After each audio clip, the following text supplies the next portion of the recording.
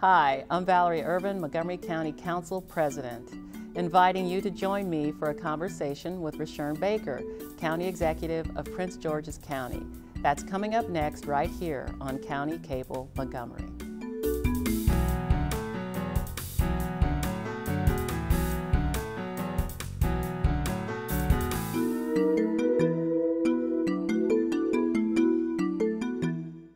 The Silver Spring Civic Building sets the stage for this No Boundaries, where two local leaders came together to focus on concerns shared by their adjoining counties.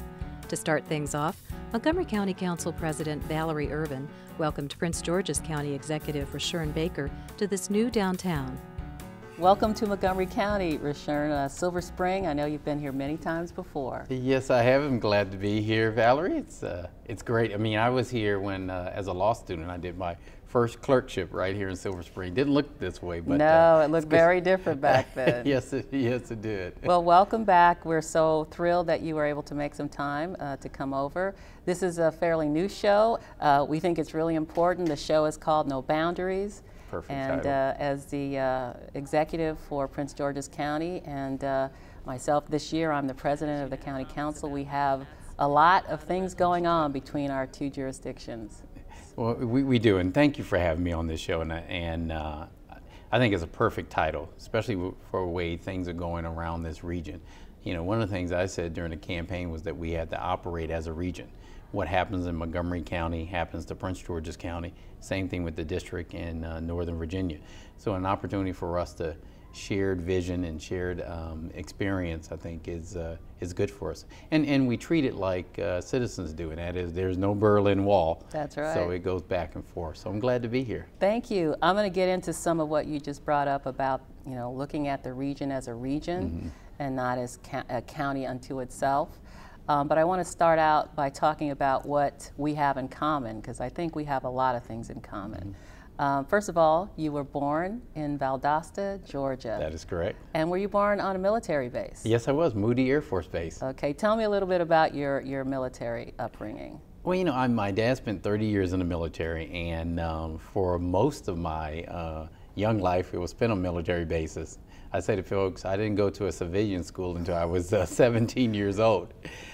We traveled around a lot. I was born in Valdosta, Georgia, but lived in North Carolina, Kentucky, Okinawa, Japan, and then finally the last duty station was Massachusetts. So, you know, I think military life allows you to adapt to different situations. Absolutely. And in this game that we're in, you certainly need that. Absolutely. Right. So we share this very unique experience that we grew up. My father was in the Air Force for about 30 years as well. Okay, great. And I want you to talk a little bit about what it's like to move around that much, because I don't think normal people can really grasp what that life is really like.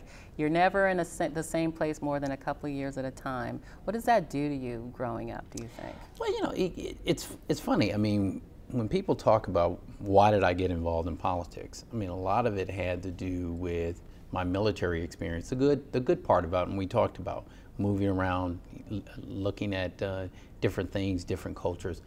But the bad part about it is our parents, whether it's your father or your mother who's in the military, is gone a lot. Right. I mean, for us, my dad was, you know, Green Beret, and so even when we were in Okinawa, he was actually in Korea.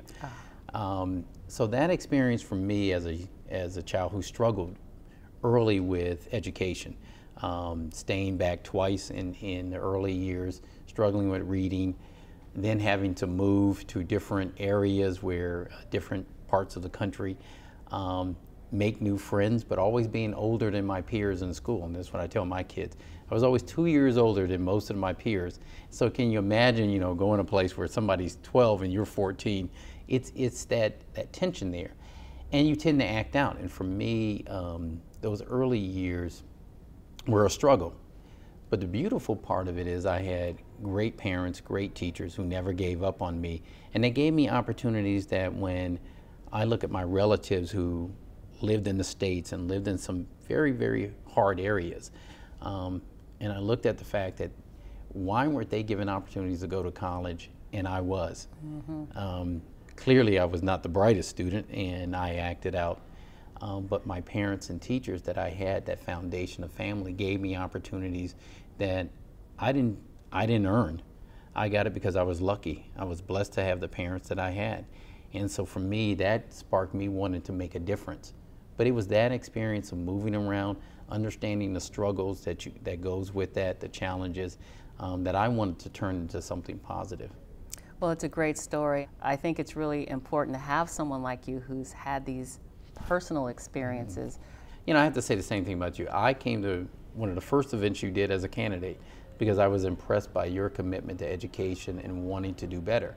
And I think what we've found is, you know, as leaders of our various counties is that's the critical difference. That's the edge that we want to give not just our children, but other people's children, because they're all ours. And so that commitment to making a strong education system is going to make democracy better.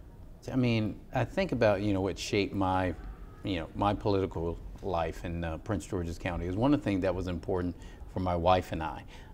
She came from military background. In fact, she was born in Stuttgart, Germany. Oh my goodness. So her father spent 30 years in the military.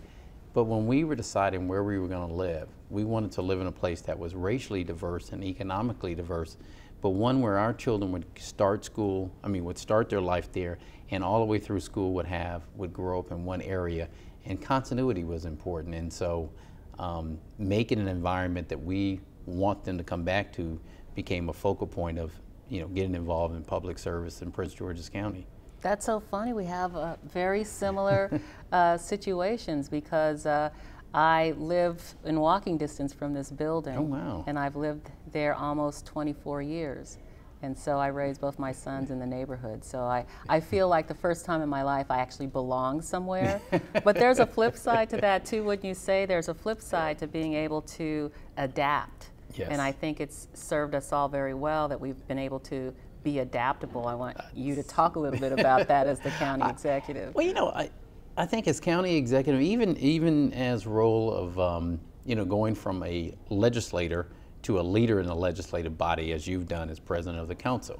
I know for me, when I became chair of the Prince George's County House delegation, which is a very large 23-member body, it was a lot different going from just a member when you can just worry about your little area to leading that body. And I think the military experience, or at least being able to adapt to various situations, attitudes especially, you know, has helped me as chair of the delegation.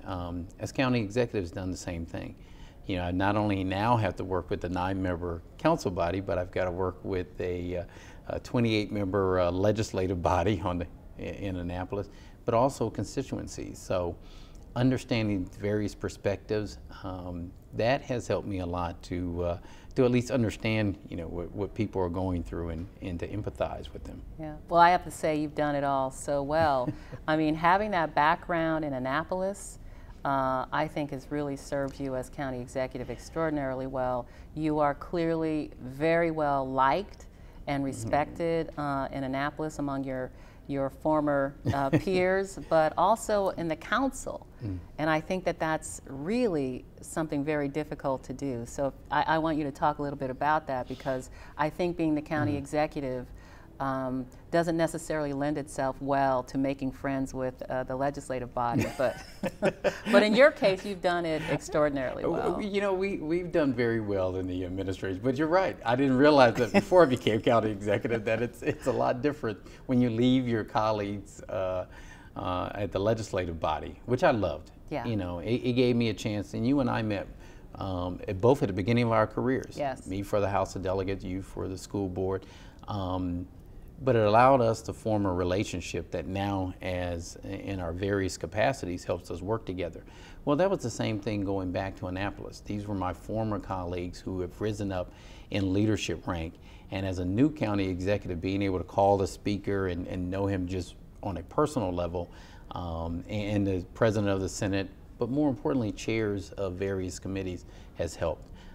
I tend to understand, and I think my staff looks at me kind of crazy at times when we're meeting with council members, and but I understand what they have to go through in terms of the pressures that are being put on to them by, you know, the people that they represent in their various individual districts. And my job is to look at the county as a whole, but also to make them look good. And what I Say said that to again. them, Make them look to good. make them okay, look everybody good. that's listening to this, this is important. as you know, as in a legislative body, when your colleagues vote on you for a position, Right. then you need to make them look very good so That's they'll right. vote for you to lead them and to know that you'll have their back. As county executive, what I've tried to do with the council is say it's a partnership. If you look good, I look good. I can't shine without you shining. So it's a two-way street. And there are some challenges, but I think we're starting to work through them. They're getting used to me, and I'm getting used to them. I'm getting used to this job, but that has helped me out. Having been in the legislative body, I think really helped me out. Well, I don't think you can underscore the importance of that enough. I was in Annapolis following you one day. I don't know if you knew I was following you, but I was just astounded at how many people just sort of like glommed onto you in Annapolis. Because, You're being too kind. No, and I'm serious about this because it brings the kind of experience about the legislature that I think an executive really has to have in order to lead the county. And you did it so well because you had not only your legislative body with you, but you had the county council with you. And as we've seen in these really tough budgets, if you don't have those three entities working together, then the county doesn't win. Right. No, you're absolutely right. I mean, he's bringing them all together. But that really goes back to when we were talking about how we grew up. Right. And being able to not only adapt, but to make friends and to bring in different experience, because the military is a melting pot. And so for both of us, bringing those different experiences, different personalities, different cultures into one, but understanding the overall goal is to make either Prince George's, Montgomery County, or the state of Maryland look good is the ultimate thing.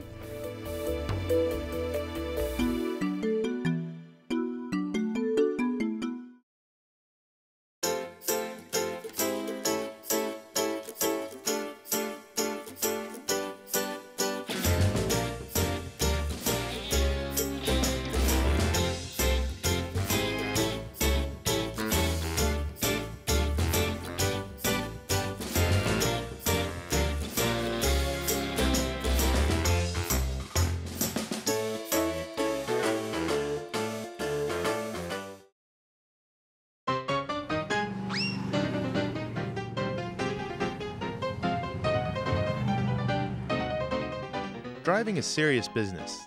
When you're talking or texting on a cell phone, your reaction time can be impaired. That's why Maryland passed a law that bans the use of handheld cell phones while driving. If you choose to ignore the law, the results can be perilous.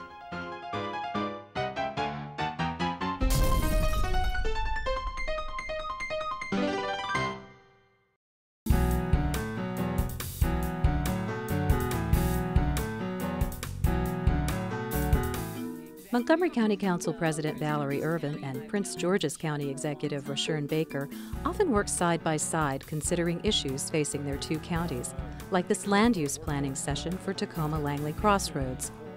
As this No Boundaries continues, the conversation turned to how the two counties differ.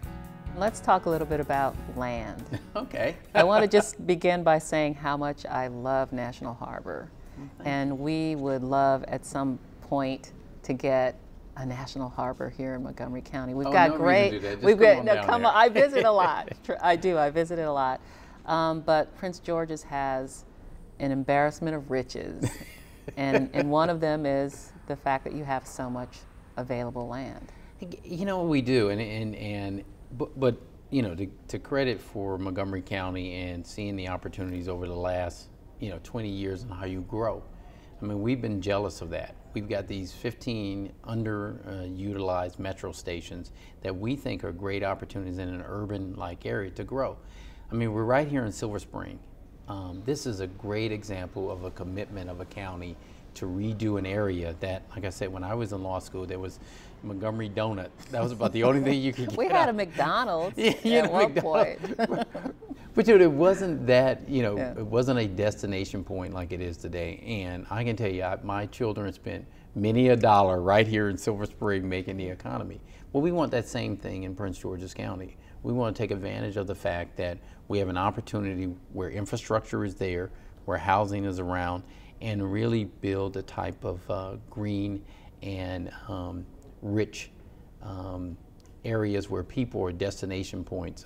We talk about your Silver Spring, we talk about your Bethesda, and what you've done there, and we want to do the same here. So we in the county are looking forward to be good competitive rivals. Well, I think it's good for us to have Yes. a competitive rival. I really do, because it makes us better, keeps us sharper. It does, and it benefits both of us. I think we talked briefly about what's going on in Tacoma and Langley, and the Crossroads Master Plan. I mean, for us in Prince George's County, we're very excited, because the better that area looks, the more opportunities that are there, the more we can go to businesses and say, here's why you ought to move to this area. I always say to our folks, we're the Washington region. You know, when you see the expansion of the Washington region, it really is about Montgomery County and Prince George's County and what we have to offer, and connecting our two counties in ways that are other than just a highway, through the metros, through rail, and those things, because those are job opportunities coming back and forth. And so I'm excited as county executive to be in Prince George's County at this time, and be able to look at what you've done, but also to say, you know, we're going to be the sister city for that.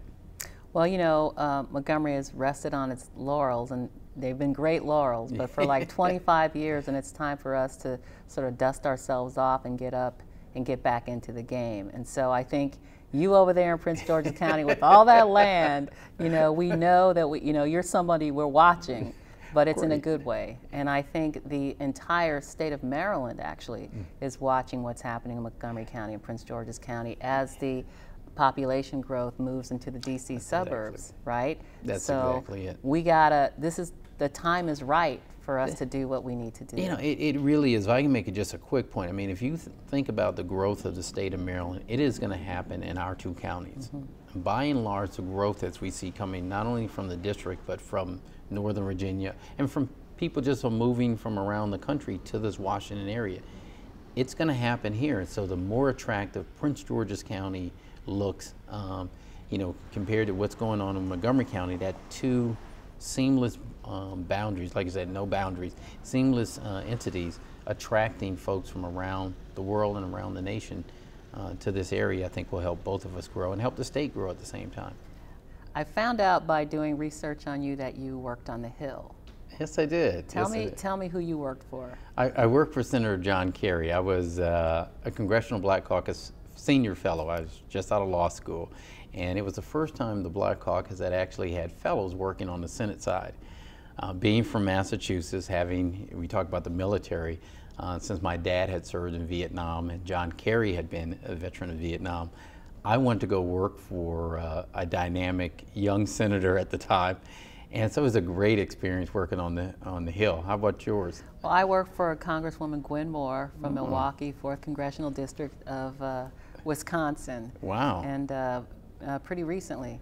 And it was quite an experience. And what I gained from that experience was it sort of took me out of my head as a local elected official to sort of understand what they do in Congress and how big the stakes are, but also how everything's connected back to the local government. And so what was your experience like? You know, it was interesting. Working for Senator Kerry, I got a chance to see at the Senate side, you know, staff level is very important, as you know, and that is most of the issues are decided and dealt with at the staff level. Very rarely do you bring the senator in on these things, so I dealt a lot with things in Massachusetts. And at the same time, my wife was actually a fellow on the House side, working for John Conyers. Oh my goodness. And so, yeah, so we used to compare notes at lunch. We were newly married, working on the Hill. You know, life was great. But years later, when I ran for the House of Delegates, it was such a different experience, because at the House level and at our level, a lot of these decisions are made by the individual elected officials. So having the experience on the Hill, dealing with the issues myself, I think helped when I went to the House and had to deal with them myself there too. Right. But I enjoyed it. I enjoyed it a lot. He was a great person to work with, really nice.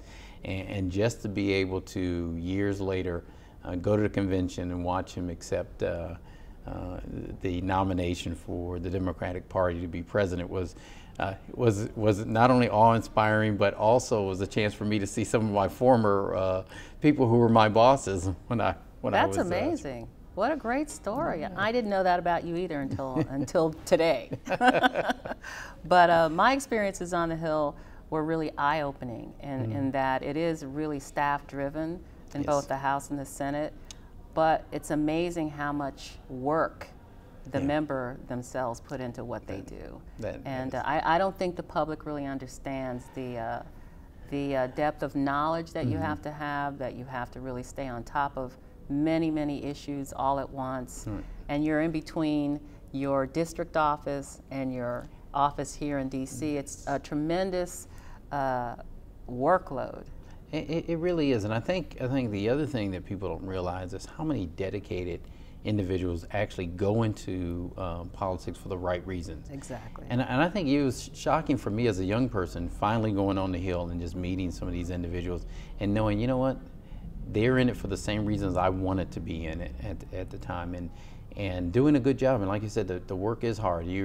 At that time, John Kerry was flying back and forth between Washington and Massachusetts, where he had 2 young daughters, and I was amazed that the time commitment that he would have to, where constituents back there want to see him, want to touch him. He wants to spend time with his family. Yes. People here in Washington want to, interest groups want to see him and touch him, and everybody's pulling on you, and you're trying to do the best with the time you have. So it was a good training ground, I think, for both of us for our lives now. I totally agree, because now you're the one that's being tugged and pulled, and people want to see you. So how do you work your schedule out? Because you still have, as your family, your children are what ages? My children are 24. My son's 24. He's in graduate school, and my middle child, as we call her, is 18, and the youngest is 16. So we have a high schooler, knock on wood, who's going to be a senior next year and going off to college. But it is a struggle, especially at this level. I think at the county executive level, more so than any other time, is how do you mesh family and your commitment to your job all at once and make everybody feel needed and appreciated. I'm lucky and blessed that I have a great wife who early on knew this was what I wanted to do, and that is to run for office. Yeah, mine ran away. She stuck around. So. Yeah, she stuck. You know what? It's funny. I don't think she believed I'd actually run. We met in college, and I was in student government, and so she thought it was a phase I would go through and I'd end it. And but when we both worked on the Hill, and she actually continued to work on the Hill, which turned out to be good for me in the sense that she worked for Bill Gray when she got there, and he was the whip at the time. Okay. So firsthand, she got a chance to see what life is like on the family, and her sympathies once I got into office, I think helped me see that one, the commitment to the family, events that are going on, any of the kids' games or schools. She was like, we're a partnership, so you got to make time for that and do your job. And I think having a partner like that has helped me. Wow, that's tremendous. I mean, first of all, to have a man sit here and tell me how important it is for you to be able to share your day and your life and your career with your family is great, because you don't usually hear that. Well, I have to tell you, I mean, it has been a family affair. In the beginning, it was harder. And I think, when I first got in office, you're excited. I was very young then, so I was really excited. And I had a brand new baby, a new job in Annapolis, a new legal career. And for a short period of time, I let it get away from me. And by the time the first session was over and I'd missed so much of my daughter's life, the youngest one, that it became apparent that changes had to be made, that you could do both. But I couldn't have done it, and I say this again, without my wife. If she wasn't willing to sacrifice and give up her time and her career so that I could have this career. And the kids, they don't like me to call them kids, young adults. Yes. But now we sit around and they actually critique my work, and tell me most of the time what I'm doing wrong and how they could, especially my son, how he could do a better job. Yeah. But it has made it a family fair, and it has made the job enjoyable, really enjoyable to be county executive with those folks by my side. Well, that's a great story because I have two sons. I won't tell you how old mine are, but neither one of them are going to follow in my footsteps, let me put it to you that way. I think, you know, over time, I was in the union movement, and I was an organizer when women really weren't organizing. That's right. And at the time, I traveled all the time, and my sons grew up thinking everybody's mother got on a plane on Monday morning and came back on Friday afternoon. And so after I got that out of my system and was able to be home and be a mother at home, I never thought I would do anything else that would take me away from my family. But I ran for office when both my kids were graduated from high school and on their way to college. So anyway, it's worked out that way. So I'm really happy about that. Mom is doing great. So far, so good. And the benefit of the citizens of Montgomery County. Well, so that's very nice. They're very lucky to have you. I appreciate that. So I want to quickly get to something before we run out of time, and that is we're talking about no boundaries, and you and our county share a boundary, a very important boundary, and we also share something else, and that is violence among young people. Right. And so I wanted to try to wrap up my talk with you about what's the regional fix, if you will, going to be about how we keep our young people safe and try to tamp down on youth violence. Well, I know we're working together in Langley Park and Tacoma Park, and that area, which is the area, the international area where Prince George's County and Montgomery County come together. And I think for you as well as for me, it's making sure not only economic development takes place there, but we look at health care, access to adequate and health care, that we look at our education system. Those are the things that are going to help our young people stay away from those negative influences.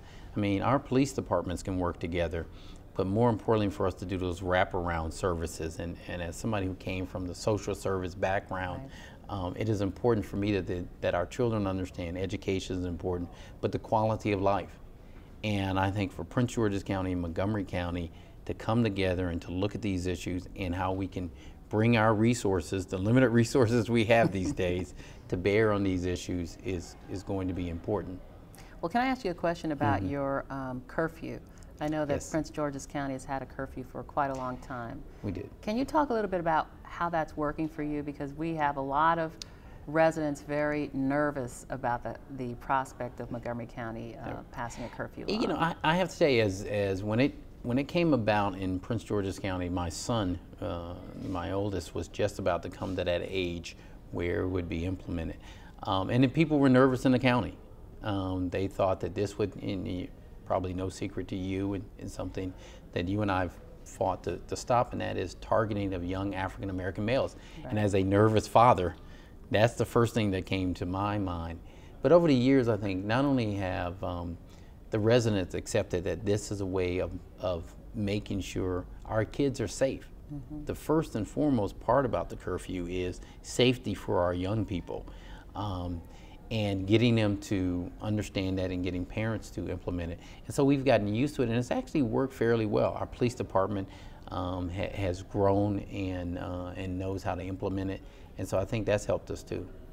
Well, good. I'm sure we're going to be in conversations with you and Mayor Gray from D.C. and our County Executive Ike Leggett on these issues moving forward, because we also share a metro line, That's right. which, as we know, young people are using to their advantage, and that's what it's there for, Right. but they're also using it in different ways than they did in the past. And so we all have a stake in this, and we're so thrilled that you're our neighbor and our friend, and I look forward to a continued long working relationship with you, Rushern. It's my pleasure, Madam President. Thank you so much for being here.